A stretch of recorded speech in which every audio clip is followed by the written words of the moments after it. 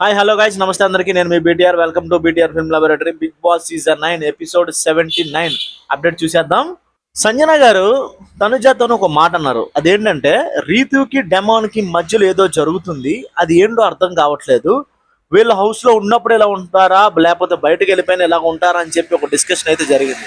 దానికి తనుజ కౌంటర్ గా వాళ్ళిద్దరి మధ్యలో ఏముందన్నది వాళ్ళకి క్లారిటీ ఉంటే చాలు, మనకు ఉండాల్సిన అవసరం లేదు. సో వాళ్ళకి లేనిది మనకెందుకు, మనం ఎక్కువగా దీనికోసం ఆలోచించడం కూడాను కరెక్ట్ కాదని చెప్పి సంజన గారికి ఇండైరెక్ట్ గా గడ్డి పెట్టడం జరిగింది అనమాట.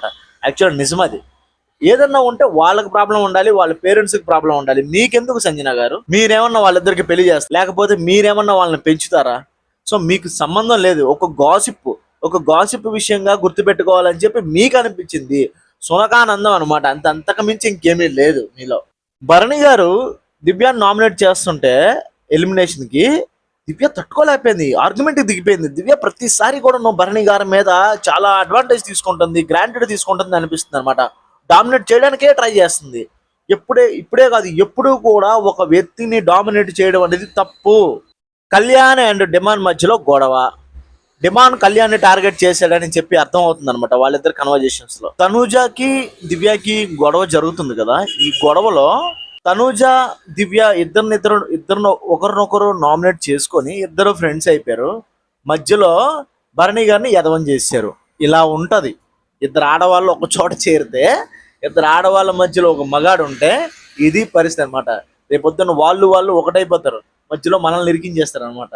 సో ఇది భరణి గారికి రియలైజ్ అయ్యారనమాట. ఇప్పుడు సంజన గారు డెమాన్ అండ్ రీతు మధ్యలో జరుగుతున్న ఒక రిలేషన్షిప్ ని కామెంట్ చేశారనమాట. కలిసి కూర్చున్నారు, చేతులు పట్టుకొని కూర్చున్నారు, తప్పేంటి సంజన గారు? కలిసి కూర్చుంటే తప్పేంటి, చేతులు పట్టుకుని కూర్చుంటే తప్పేంటి? అయినా మీకెందుకు? మీకు చూడడం ఇష్టం లేకపోతే వేరే పక్క వెళ్ళిపోండి. ఏమన్నా హౌస్ ఏమన్నా ఒక రూమ్ ఉందా? హౌస్ లో చాలా రూమ్స్ ఉన్నాయి కదా, చాలా ఏరియా ఉంది కదా. మీకు ఎక్కడ నచ్చితే అక్కడ ఉండండి. అదే తప్ప కానీ వాళ్ళిద్దరి మధ్యలో ఎందుకు దూరుతున్నారు? కెమెరాలు లేవు అక్కడ? కెమెరాలు చూడట్లేదా? వాళ్ళు ఏమైనా కెమెరాలు చాటుగా చేస్తున్నారా?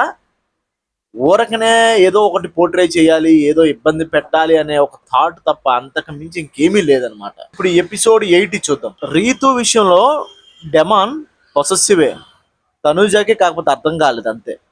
సో కొన్ని సందర్భాల్లో మనం కొంతమంది మధ్యలోకి వెళ్ళకూడదు. ప్రయారిటీ ఎవరిష్టం వాళ్ళది. ఎవరికి నచ్చిన వాళ్ళకి వాళ్ళు ప్రయారిటీ ఇచ్చుకుంటారు అంతే తప్ప కానీ మనం ఏదో హౌస్లో ఉన్నాం, వాళ్ళతో పాటు ఉన్నాం అని చెప్పి మనకు సపోర్ట్ చేయడం లేదు. పొసెసివ్ అవుతారు 100%. ఇద్దరు క్లోజ్గా ఉన్నప్పుడు, మూమెంట్స్ అన్ని క్లోజ్గా ఉన్నప్పుడు, కలిసి మాట్లాడుకుంటున్నప్పుడు, ఒకరినొకరు ఇష్టపడుతున్నప్పుడు, ఒకరికొకరు సాయం చేసుకుంటున్నప్పుడు ఆబ్వియస్లీ ఒక హక్కు వస్తుంది. వాళ్ళిద్దరి మధ్యలో ఒక పొసెసివ్నెస్ అనేది వస్తుంది.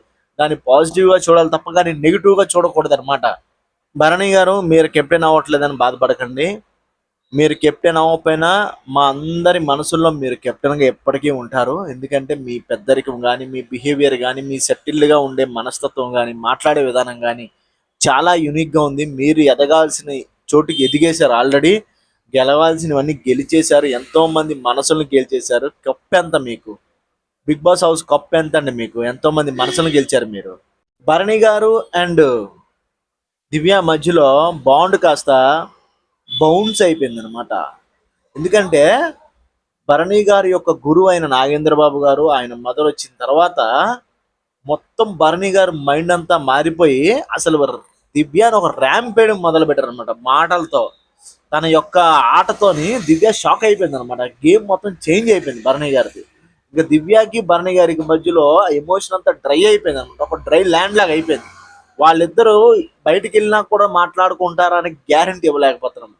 అలాంటి సిచ్యువేషన్ వచ్చేసింది అనమాట. టూ మచ్ ఆఫ్ క్లోజ్నెస్ కూడా ఎప్పుడు ఇబ్బందిని గురి చేస్తుంది. ఇది చాలా మందికి అర్థం అవ్వక దగ్గర అయిపోతుంటారు అనమాట. Too much of attention, too much of closeness ఎప్పుడు కూడా ఇరిటేటింగ్ తీసుకొస్తుంది. ఇరిటేషన్ అయిపోతారు మన మీద ఎదుటి వాళ్ళు. ఇది చాలా మందికి అర్థం అవ్వదు, అంతే తెలీదు.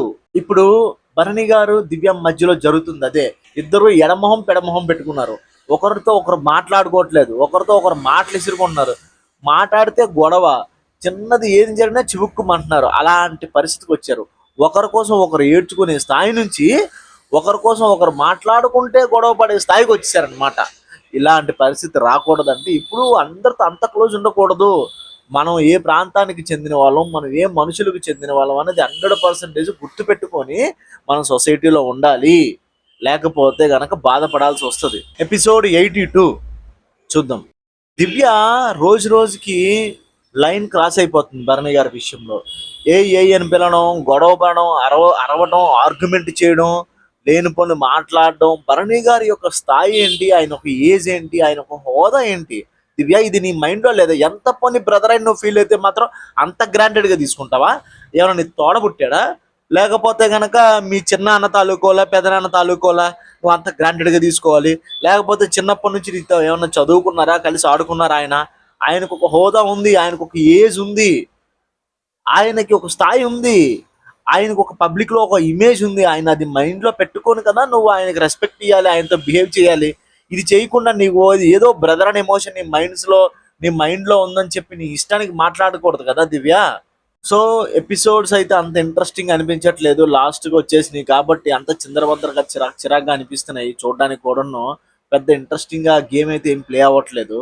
హౌస్ లో మెంబర్స్ కూడా అంత ఇంట్రెస్ట్ ఎందుకంటే టాప్ 5 దగ్గర వచ్చేసింది, టాప్ 5 కంటెస్టెంట్స్ దగ్గర వచ్చేసారు. నెక్స్ట్ ఇంకోటి ట్రోఫీ దగ్గర వచ్చేసింది. హౌస్ లో ఇంత మంది ఉన్నారు, టాప్ 5 ఎవరో లిస్ట్ ఇంకా తెలీదు. సో అందరూ కూడా ఒక హెల్ప్లెస్ ఉన్నారనమాట, అందరూ డిమోటివేట్ అయి ఉన్నారు. టాప్ 5 లోకి వెళ్ళాలనే మోటివేషన్ ఎవరిలో లేదు, కంటెంట్ ఏమి జనరేట్ అవ్వట్లేదు, జస్ట్ ఫ్లాట్ గా ఉందన్నమాట హౌస్. ఇలాగుంటే గనక ఏంటంటే టాప్ 5 లో ఎవరైతే పర్ఫార్మెన్స్ ఇచ్చారో టాప్ 5 లో వాళ్ళే ఉంటారు. ఆ టాప్ 5 లో ఇచ్చిన వాళ్ళు టాప్ 2కి వెళ్తారు. సో ఇలాంటి పరిస్థితి వస్తుంది ఖచ్చితంగా, ఎందుకంటే ఎలిమినేట్ చేయాల్సిందే. అందరికీ కప్పు రాదు కదా, అందరూ టాప్ 5 లో ఉండలేరు కదా. 10 మంది ఉంటే 10 మందిలో 5 బయటకు వచ్చేయాలి ఖచ్చితంగా. సో ఇది గైస్, చూశారు కదా, నచ్చింది అనుకుంటాను. లైక్ చేయండి, షేర్ చేయండి, కామెంట్ చేయండి. అప్పుడే నా వీడియోస్ ఎదుటి వాళ్ళ సజెషన్స్ లోకి వెళ్తాయి. జై హింద్.